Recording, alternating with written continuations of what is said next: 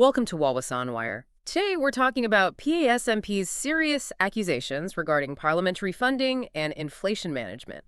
We are jumping straight into it today because some really stunning claims came out of Parliament just a few days ago. We're talking about November 18th, 2025, during the budget debate. And the member of Parliament for Bailing, Hassan Saad, he basically stood up and outlined what he sees as this two-pronged failure of governance. Yeah, and it's so important to see them as connected. This isn't just, a politician complaining about one thing. Right. He's weaving together two issues that hit every single Malaysian. First, how our political system works or doesn't work. And second, the very real struggle of just putting food on the table. Okay, so let's unpack that first part, the political claim.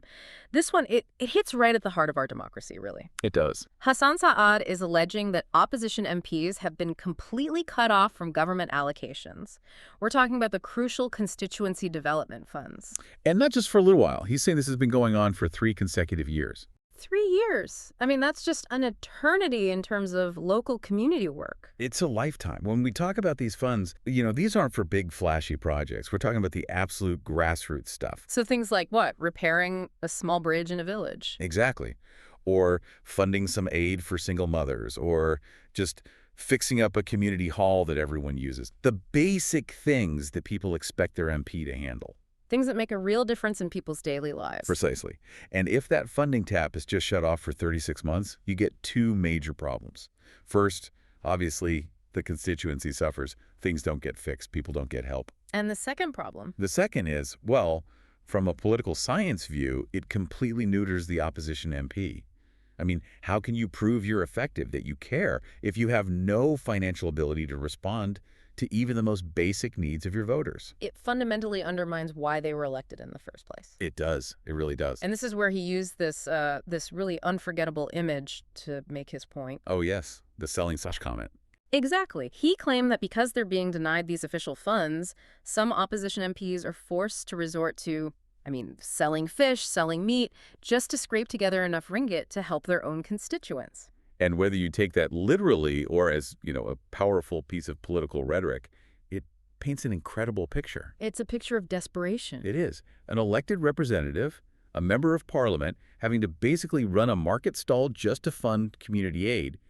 It suggests a complete breakdown in the system that's supposed to support all elected officials, no matter what party they're from. And it creates this massive contrast, which I'm sure was his intention. Of course. The implication is that while opposition MPs are out there selling meat, the ruling party MPs have free and easy access to these exact same government funds. And that's the crux of the fairness argument. A ruling party MP can deliver. They can fix the bridge, they can provide the welfare, they can respond quickly, and that naturally makes them look good. It builds their political capital. Meanwhile, the opposition MP is, as he puts it, forced to become a hawker just to keep up. It creates a completely uneven playing field. Your ability to serve your constituents becomes determined not by your mandate from the voters, but by which party you belong to. Let's just step back for a second, though. Are there any official reasons given for this? Could there be, some kind of legal or administrative hurdle, maybe unmet audit requirements that could technically justify this? That is the million ringgit question, isn't it? The government's position is often that these funds are discretionary, that there are guidelines. But 3 years across the board for all opposition members. Exactly. When the denial is that consistent and that widespread, the argument shifts. It stops looking like simple administrative oversight and starts looking a lot more like systemic political exclusion. It makes you ask if the goal is financial prudence or if it's just to cripple the other side. And for you listening, when you see these arguments over money, does it feel like a genuine problem that's stopping services in your area?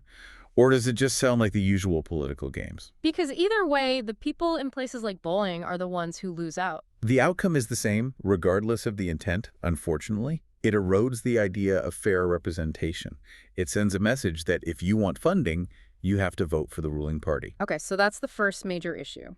A resource crisis that hits the integrity of the whole political process. Yes, a serious one. So let's pivot now. Let's connect that idea of mismanaged resources to the second big problem Hassan Saad brought up, the economy. A perfect transition, because it moves from how government money is distributed politically to how government power is or isn't being used administratively. He's looking at the constant high price of food, and he's criticizing the government's approach to consumer protection. And it's a deeply counterintuitive move he's pointing out. He's arguing that at the very moment Malaysian families are struggling with costs, the government is actually cutting back on enforcement resources. Which just sounds wrong. If the price of chicken and vegetables and cooking oil is going up and up, you'd expect the government to put more people on the ground to watch for profiteering, not fewer. You'd think so. It seems to be a case of budget policy clashing with the reality on the street.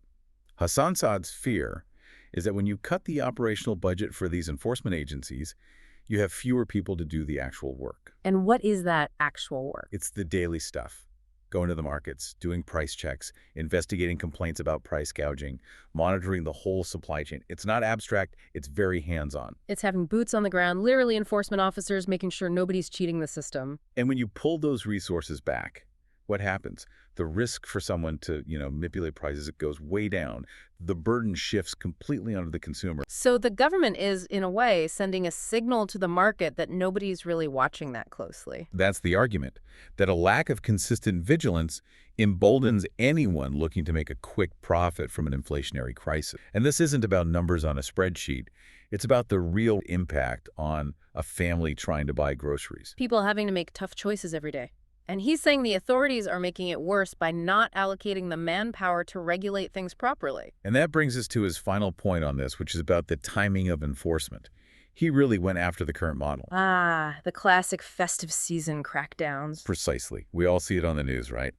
Leading up to Eid al-Fitr, or Chinese New Year, the agencies suddenly ramp up their activities. They conduct all these high-profile checks. It looks good. It reassures people for a week or two. It's good optics, yes.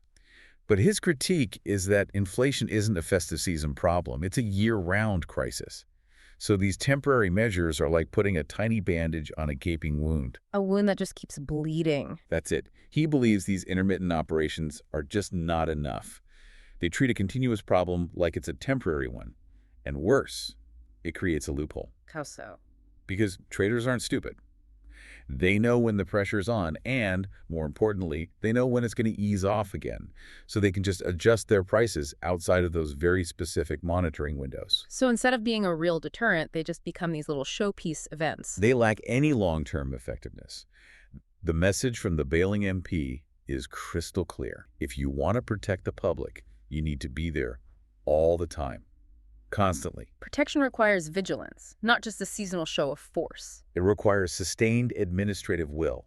If the crisis is happening every single day, your enforcement has to be there every single day. Full stop. So if we pull both of these big arguments together, Hassan Saad's points from that debate, they're really two sides of the same coin, aren't they? They really are. It all comes down to the distribution of public resources, whether that's money or manpower. On one side, you have the political problem, the alleged denial of funds that cripples the opposition and forces them into this, symbolic crisis of having to sell fish. A battle over the fair distribution of constituency development funds. And on the other side, you have the economic problem, the alleged misallocation of enforcement staff, cutting them back right when consumers need protection the most. Both claims point to what he sees as this massive disconnect between what the government is doing and what people are actually experiencing every day. Whether it's struggling to get a community hall fixed or just struggling to afford your groceries. And the knock-on effect of all of this is public trust. It's corrosive. If people believe the opposition is being deliberately starved of funds, they become cynical about fairness in politics. And if they believe the government isn't protecting them from high prices, they lose faith in its ability to manage the economy. It just creates this environment where every decision about where to put a ringgit or where to assign an officer is viewed with suspicion. Hassan Saad has essentially thrown down a gauntlet. He's challenging the government to prove that its strategy is both politically fair and economically effective. So where does that leave us? I mean, these claims, they really highlight a huge strain on how governance is supposed to work, especially in tough economic times like these. I think the underlying tension he's exposed is this. If the system is perceived to be financially handicapping one group of elected officials, while at the same time failing to protect all consumers from rising costs, How much confidence can anyone really have in the system itself? It forces you to look past the political noise and ask some really fundamental questions about how public resources are being managed. It really does. The next time you see the price of something in the market or hear about a local MP launching some small community project, it's worth thinking about the complex, resource-driven machine or the lack of one that made it happen. It's a powerful point to end on. Thank you for walking us through these very serious claims and what they could mean. My pleasure. Remember to like and subscribe for more videos like this.